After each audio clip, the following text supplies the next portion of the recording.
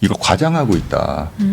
네. 그리고 엔비디아가 뭐 굉장히 이기적인 발언을 했다. 몰라서 그런 게 아니라 제가 볼 때는 젠순왕의 스타일로 보면 저는 이제 젠순왕을 제가 이제 인간 젠순왕의 스타일로 봤을 때 왜 이런 얘기를 했을까 하면 시간 벌기다.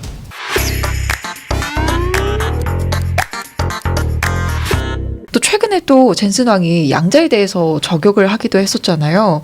이거는 또 작가님은 어떻게 생각하시나요? 네, 이거 굉장히 중요한 발언인데요. 네네. 네, 그 젠슨왕이 이제 뭐 양자 뭐 빨리 되면은 15년, 뭐 늦게 되면 30년, 그냥 뭐 평균치로 따지면 20년쯤 걸릴 거다. 네네. 이제 이래가지고 하룻밤 아침에 뭐 거의 50%씩 다 이제 떨어져서 뭐 양자 그 뭐 이렇게 뭐 주식하시는 분들이 네. 매우 심란하게 되시고 그리고 이제 뭐 젠순왕이 갑자기 이미지가 좋았잖아요. 그랬는데 갑자기 얘가 막 나쁜 사람처럼 지금 막 돼가지고 뭐 욕들도 많고 근데 이제 그래서 저는 이게 책이 안 팔리면 어떡하지? 좀 걱정이 되는데 거기에 대해서 제가 이제 좀 말씀을 드릴 게 있고 왜 젠순왕이 그러면 그렇게 얘기했을까? 사실 뭐 몰라서 그랬겠어요? 너무나 잘 알겠죠. 근데 이제 젠순왕이 일단 그렇게 얘기를 하니까 네. 이제 양자 지금 컴퓨팅 업체들이 다 들고 일어났잖아요. 그렇죠. 네. 뭐 양자가 뭐 지금 뭐 무슨 뭐 안 된다고 막 이러면서 지금 그렇게 해서 제일 들고 일어난 분이 누구냐면 D-Wave 컴퓨팅이라고 아시죠? D-Wave 컴퓨팅의 이제 CEO가 앨런 베러츠라는 분이 계세요. 앨런 베러츠가 지금 온갖 방송을 다 돌아다니면서 젠슨왕의 말은 젠슨왕은 완전히 잘못됐다. 영어 표현으로는 dead wrong이라고 쓰고 있거든요. 그냥 wrong이 아니라 젠슨왕은 dead wrong이라고 하고 있어요. 완전 잘못 알고 있다. 그리고 뭐 여러 방송에서 계속 나와서 하는 얘기가 뭐 젠슨왕이 다른 컴퓨팅 부분에서 권위자라는 거 자기 인정한다. 그러나 젠슨왕이 양자에 대해서는 잘 모르고 있다. 그리고 그러다가 이제 그런 말들도 좀 이제 또 반격들이 좀 있었을 거 아니에요. 그래서 요새 이제 다시 이제 그 앨런 베러츠가 하는 말은 뭐냐 하면 젠슨왕이 말한 게 사실은 맞는 측면이 있다. 우리 빼고 D-Wave 컴퓨팅 빼고 다른 양자 업체들에 대해서 얘기한 거라면 그건 맞는 말이다. 그런데 우리 D-Wave 컴퓨팅은 15년 걸리지 않는다. 지금 현재 이미 다 되고 있는데 무슨 얘기냐. 상용화가 다 돼 있다. 뭐 예를 들면 D-Wave의 이제 고객사가 NTT 도코모라고 있거든요. 네네. 네. 뭐 이제 뭐 그런 회사들, 그다음 마스터카드 이런 데가 다 우리 쓰고 있다 이미. 그리고 젠순왕이 그러니까 결론은 뭐냐면 양자라는 게 이제 기술이 이제 여러 가지 종류가 있는데 젠순왕은 이제 앨런 베러츠가 얘기하는 거는 게이트 모델이라는 방식이거든요. 네네네. 게이트 모델 방식을 아는데 그 양자의 게이트 모델 방식만 있는 게 아니고 우리 D-Wave 컴퓨팅은 어닐링 시스템이라는 걸 쓴다. 어닐링이라는 거는 또 이제 양자의 여러 가지 방식 중에 하나인데 그걸 몰라서 지금 하는 얘기다. 이런 식으로 이거 바꿨거든요. 그러니까 다른 업체들 얘기는 그래 다 맞아. 이제 이렇게 지금 약간 바뀌었어요. 그럼 또 이제 뭐 아이온큐나 이런 기업들의 입장에서도 황당할 것 그러니까 같은데요. 이제 아이온큐의 뭐 그 공동 창업자였던 김정상 교수인가? 그분은 또 나와서 젠슨왕의 말을 그렇게 해석했잖아요. 이 젠슨왕의 얘기는 뭐 20, 30년 후에 엔비디아처럼 3조 달러의 그런 양자 기업이 나온다는 뜻이다. 이렇게 해석을 하셨잖아요. 아이온큐 쪽에서는. 그런데 어쨌든 뭐 D-Wave 쪽에서는 처음에 뭐 젠슨왕이 양자 자체를 아무것도 모른다고 막 했다가 너무 화가 나가지고 그랬다가 지금은 이제 젠슨왕 말이 대충 맞는데 우리 기술 잘 몰라서 하는 얘기다. 이런 식으로 이제 말을 바꿨죠. 네.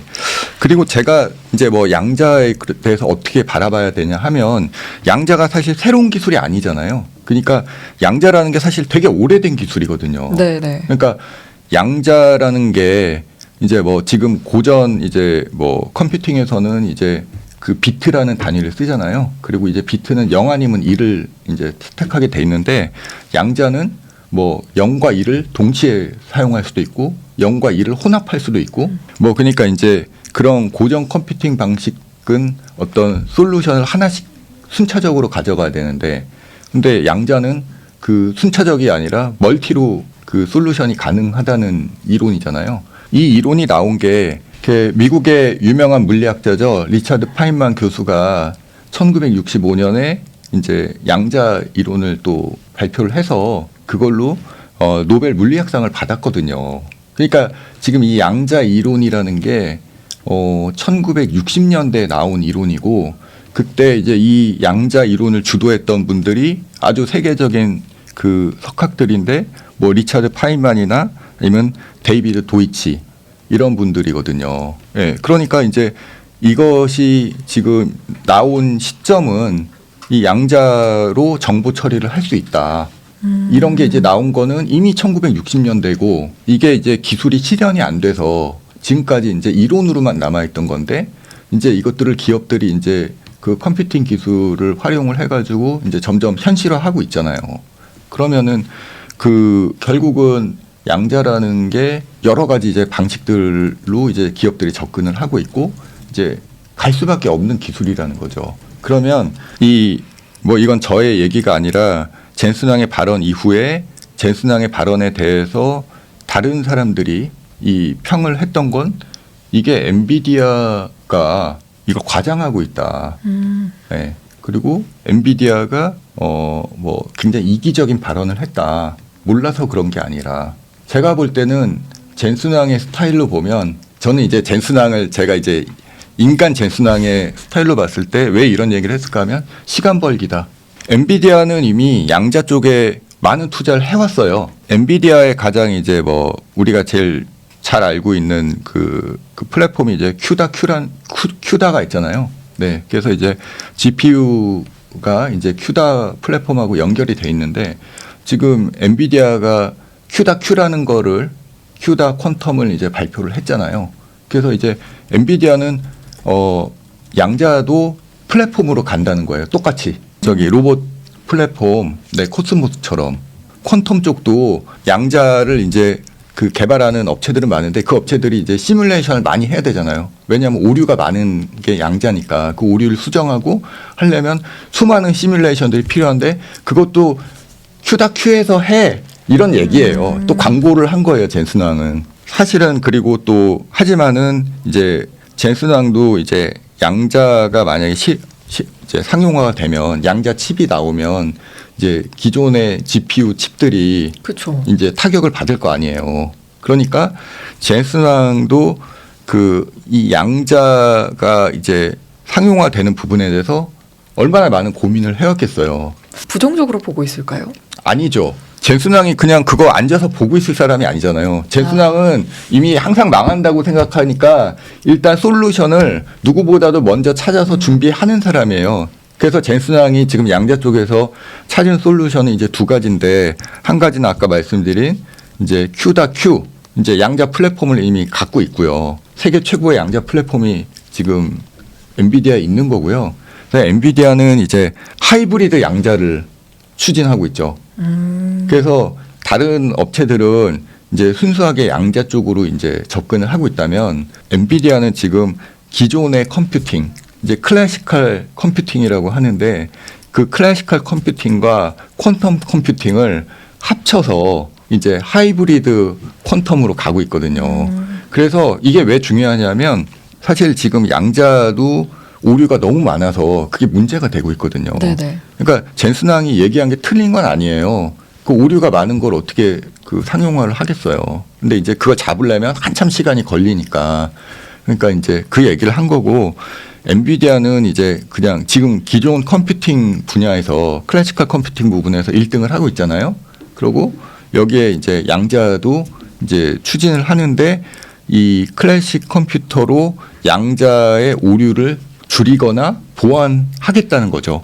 그렇게 해서 그 하이브리드 양자 컴퓨팅을 하면 그게 훨씬 더 효과적이다라고 보고 그다음에 그게 엔비디아가 할 수 있는 거겠죠. 그러면 엔비디아 외에 이제 다른 뭐 GPU 기업들은 양자 칩이 나오게 되면 좀 시장 전체적으로 타격을 입게 될까요? 저는 AMD나 인텔은 암울하다고 봐요, 계속.